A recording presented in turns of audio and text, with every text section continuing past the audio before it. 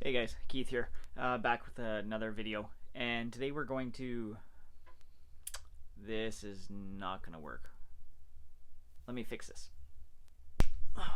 Alright, that's way better with a cleaner shot. So in this one we're going to pick up where we left off with the last video, which we were working on the parallelogram camera mount. I'm not too sure how we're going to accomplish making the end mount portion, but we'll figure it out as we go along.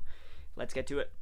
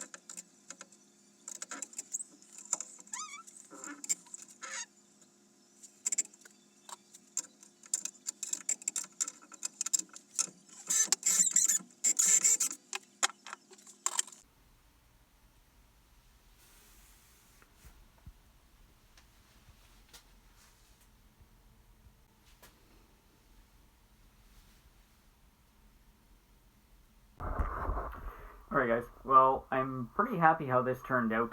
You saw in the video, I've got two positions where I can mount the ball end. There's one down here, so I can get lower shots.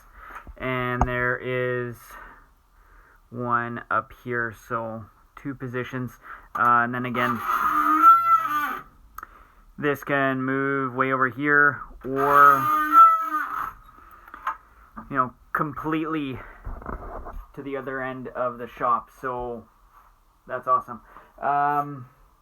But after I played around with it a little bit, I'm still not 100% happy with how it turned out. But it's going to help me make better videos and make camera setup a lot faster. So I suppose that's a good thing. And we achieved what we wanted to do. We needed a camera mount that can move around the shop without having to reposition all the time, or at least something that's cumbersome. So we achieved it, and we did what we needed to do. If you like the video, make sure to hit the like button. If you want to see more, hit subscribe, and you'll get a notification when there's a new video. Thanks for watching, guys. See you in the next one.